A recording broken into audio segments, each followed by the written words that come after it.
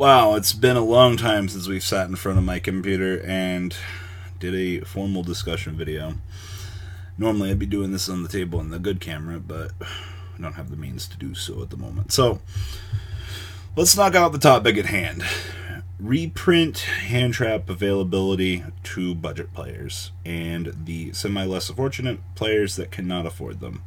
Now, I am absolutely all for the community having access to all of the hand traps in the absolute world. But there's a couple of things that I think a lot of this community kind of tends to discount here, and I want to discuss a couple of things in terms of this argument. So we're going to start with number one, which is basically production of products to allow said things to become available. Now, Ash Blossom did not get a physical reprint last year in the Megatins because Maximum Crisis was the cutoff. So automatically, you now have in mind one physical reprint for Ash Blossom that you know of, which would be the 2018 Megatins. So the first thing that you should know is from the point of that release up until the next set, that Ash Blossom physically will be getting a reprint within that year time span, which everyone should have physically known. And I'm still pretty much predicting that Ash is going to be basically a tin topper. You buy a tin, you get an Ash Blossom. It's literal free fucking cash to you if you're buying the tins. Like if you wanna sell the tins and just make all the money in the world, Konami, put Ash Blossom in the tin. You know, it's a great marketing scheme. We've seen that they did it with Ogre and Desires, which were both very sought after cards. And look at the value of Ghost Ogre now. Before the current announced reprint, you're fucking looking at what, $10 on a super rare from a Megatin? You know, like a lot of people might not think that that's physically a lot of money, but in the grand scheme of things, that was a lot, especially when it was a very steady growth. Everyone that had those Ash Blossoms from that general point in time, like, they made so much bank. Now, we have the Kaiba pack confirmed. We know that Ash Blossom is in there in some capacity, but to what capacity? Now, if I was Konami, and we wanted to maximize revenue results, and we wanted to produce a reprint of a very sought-after card, with still keeping in mind that there will be a massive release run later in the year in said Megatins, wouldn't we just put in a product and short print the fuck out of it? Players get their reprint, and we're able to sell X product at $30 in a set of what, 100 and some cards, while just maximizing maximum revenue, because we've reprinted cards like Regeki, we've reprinted more hand traps, you know, Droll and Lockbird. The effects of this on the secondary market, I'm sure they'll be great, but the problem you have to ask yourself at this point in time, especially with a card like Ash Blossom, you know, the reprint brought it down from literally $80 down to $50. Now, if the community starts to learn that we have a very beautiful not chance of pulling those, and a lot of people pulled the trigger on buying Ash Blossoms. Now, there were a lot of people out there that were selling their Ash Blossom sets just off them.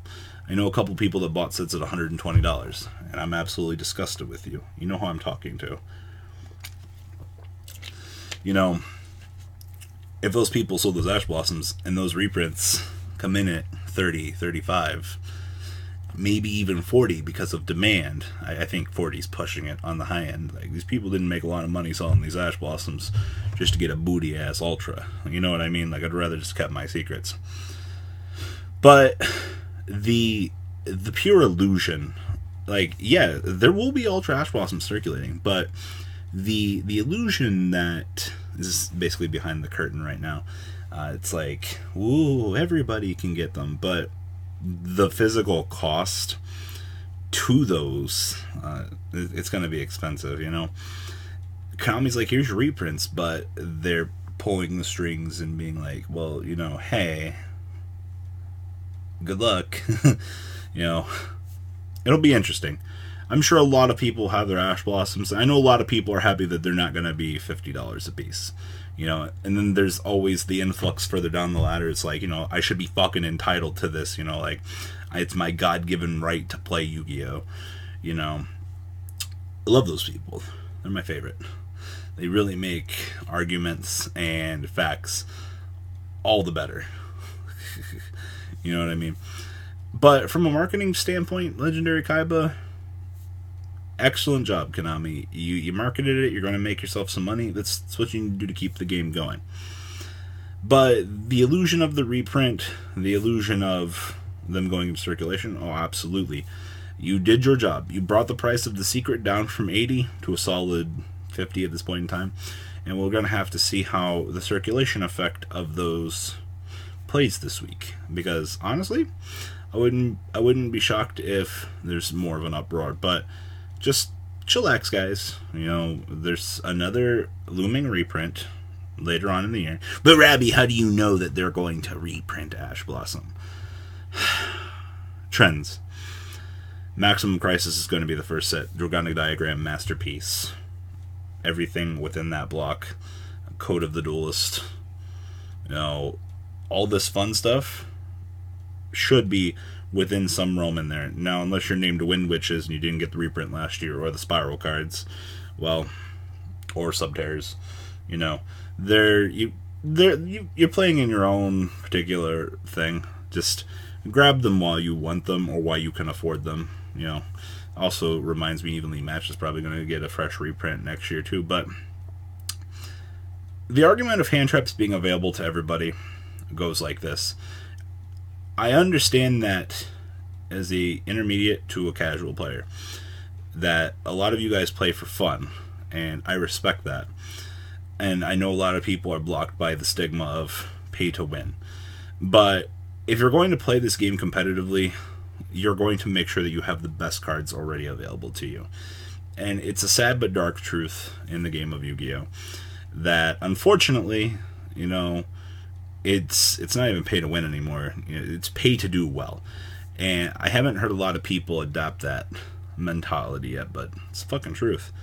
You know, as great as the format is right now, there being as many viable decks as there actually are, you're still paying for those essential staple cards. I mean, I don't know why you'd be playing the game of Yu-Gi-Oh! Right now without a Raigeki. I mean, that's already a $20 commitment to you. And if you're a budget player and your budget's $50, I would tell you to get the rest of the deck. You do what you gotta do, boo-boo. But go for the Raigeki. Focus on your staples, because your long-term staples, like Raigeki, they're going to hold value. And they're going to do what they need to do for you. But I gotta get back on the topic of hand traps here. The fact that Ash Blossom becoming available to everybody, they need to not forget said reprint further down the line. If you are trying to justify wanting to play Yu-Gi-Oh! Now, your two options are you either do it or you don't. You know, work with what you have. That's one thing that kind of annoys me with people, is I understand that you want to try other things, but you're still within a budget, so you're still within your confines. There's not really much you can do. Get some friends and borrow some cards. Just don't be like my friends who just don't return their cards that they borrow. You know, I have one friend. Yeah, Devin. This is your shout out, buddy. Who just borrows stuff all the time. We're like, hey, Devin, do you have this? He's just like, you got to catch him in the action of getting it back. He's like, oh, you're right. It's like swiper, no swiping kind of shit. It's fucking hilarious, but, you know, it's like, oh, fuck, you got me. I'll give it back now. It's fucking great. But that's enough rambling. Anyway, hand trap reprint later in the year, blah, blah, blah, blah, blah. Everybody, I know you all fucking want your Ash Blossoms. It's the hottest topic in the community at the moment. What my Ash Blossoms? Konami took my jobs. What are we gonna do? If you're 12 and you can't buy Ash Blossoms and you're on the internet complaining about not buying Ash Blossoms, well, fuck. That's just terrible luck. If you're 22 and you're complaining not about having Ash Blossoms, Get a job. Oh, but Robbie, I have a job. Something fucked up somewhere. You know, that's sub-rant, a sub-rant, a sub-rant. If my friend who works at Walmart, it makes $800 a month, and $500 of that goes to rent. This man can put $20 aside, you know, every paycheck or every other paycheck, and just save up money that way. And this man has $40 every month. 2 months he has $80, and he buys cards that way. You know, after a month, you have an ash blossom. You know, you have to learn to budget money. It's one of the most important skills in life. If you want something, you'll work for it. You know, it's just the way it is. I know a lot of people hate being told that. You know, like, how dare you tell me? Well, you know, sorry, I don't like to sugarcoat shit for you.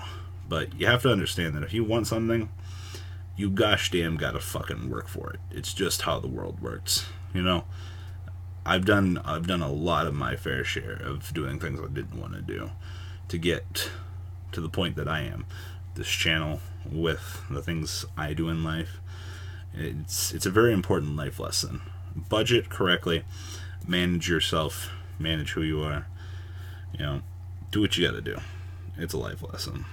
So, even if 1% of my audience listens to this video and takes it seriously, and the other 5% think I'm a giant asshole, well, you know what? To the 1% of you that did listen to me and you bettered yourselves, kudos to you. Alright, M. Cole 400 pounds signing the fuck out. Deuce Sereno.